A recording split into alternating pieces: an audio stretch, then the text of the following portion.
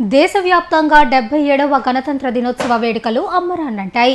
నెల్లూరు నగరపాలక సంస్థ కార్యాలయంలో కమిషనర్ వైభవ్ నందన్ జాతీయ పతాకాన్ని ఆవిష్కరించారు. ఈ కార్యక్రమానికి ఇన్ఛార్జి మేయర్ రూప్ కుమార్ యాదవ్ ముఖ్య అతిథిగా హాజరయ్యారు. రాజ్యాంగ స్ఫూర్తిని కొనసాగిస్తూ ప్రజలకు మెరుగైన సేవలు అందించి నెల్లూరును రాష్ట్రంలోనే ఆదర్శవంతమైన నగరంగా తీర్చిదిద్దాలని కమిషనర్ పిలుపునిచ్చారు. 1947 ఆగస్టు 15న భారతదేశానికి స్వాతంత్రం వచ్చింది. ఎప్పుడైతే భారతదేశం ఒక స్వాతంత్రిక దేశంగా అవతరించిందో ఆ తర్వాత ఈ దేశాన్ని పరిపాలించడానికి ఒక నియమావళి, ఒక చట్టబద్ధత, ఒక విధానం కావాలని చెప్పి ఆనాటి స్వాతంత్ర సమరయోధులు, మేధావులు, విద్యావేత్తలు అందరూ ఆలోచన చేసి ఈ భారతదేశానికి అసంఖ్యాక వర్గాలు ఉన్నటువంటి భారతదేశంలో అనేక మతాలు, కులాలు, జాతులు, సంస్కృతులు, భాషలు, ఇంత విభిన్నమైనటువంటి దేశం బహుశా ప్రపంచంలో ఎక్కడ లేదు. అటువంటి సంక్లిష్టమైన దేశానికి అందరికీ సమాన హక్కులు, అందరికీ సమాన బాధ్యతలు ఉండేటువంటి ఒక గొప్ప రాజ్యాంగాన్ని రచించాలని చెప్పి ఆలోచన చేసి అప్పటి ప్రపంచ మేధావులందరినీ వెతికిపెట్టి చూస్తే ఆ ప్రపంచ మేధావి భారతదేశంలో ఉన్నాడని చెప్పి బ్రిటిష్ వారు గుర్తించి ఆ బాధ్యతను డాక్టర్ బిఆర్ అంబేద్కర్ గారికి అప్పచెప్పడం జరిగింది. వారు ఆయన యొక్క సహచరులతో దాదాపు 2 సంవత్సరాలకు పైగా శ్రమించి ఒక గొప్ప లిఖిత రాజ్యాంగాన్ని మనకి ఇవ్వడం జరిగింది. ఆ లిఖిత రాజ్యాంగాన్ని మనం 1949 నవంబర్ 26న ఆమోదించుకొని దానినే జనవరి 26, 1950 నుంచి అమల్లోకి తీసుకురావడం జరిగింది.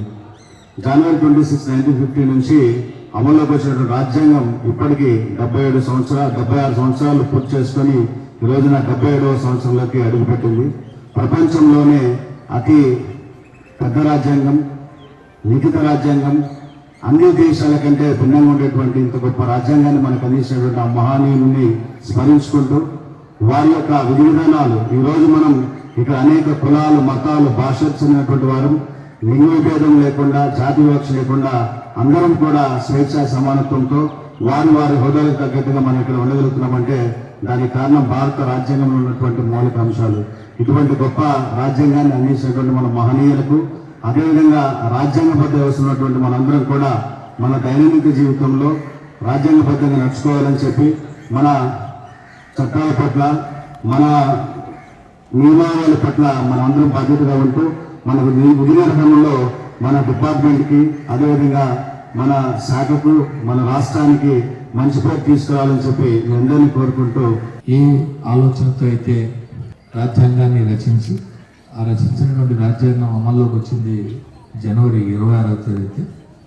ఆ మహనీయులు, మహానుభావులు ఏదైతే మంచి ఆలోచన, తూర్పు ఆలోచన చేసి రాశారో ఆ రాజ్యాంగాన్ని అమలుపరిచే దాంట్లో మనం అందరూ భాగస్వాములు అవ్వాలని చెప్పి మనస్ఫూర్తిగా కోరుకుంటూ 77వ గణతంత్ర దినోత్సవం సందర్భంగా మరొకసారి ఆ మహనీయులందరినీ కూడా స్మరించుకుంటూ వారు చూపిన మాటలు, వారి ఆశయాలను కొనసాగిస్తూ వారి దూరదృష్టితో ఆలోచన చేసి మనకి ఏదైతే నిర్దేశించారో వాటన్నింటినీ కూడా మన వంతుగా బాధ్యతతో నిర్వర్తించాలని చెప్పి మిమ్మల్ని అందరినీ కోరుకుంటున్నాం. రాజ్యాంగం అమల్లోకి వచ్చినటువంటి దినం, ఏ ఉద్దేశాలతో అయితే రాజ్యాంగం అమలుకి వచ్చిందో అందరూ కూడా క్షేమంగా ఉండాలి, అందరూ కూడా ప్రేమించబడాలి, ఒకరి మీద ఒకరు ఆప్యాయతగా ఈ దేశాన్ని గౌరవించాలి, ఒకరి హక్కుల్ని ఒకరు కాలేకుండా అందరూ కూడా నడుచుకోవాలనేటువంటి సదుద్దేశంతో రాజ్యాంగం ఏర్పడిందో ఆ రాజ్యాంగాన్ని అందరూ గౌరవిస్తూ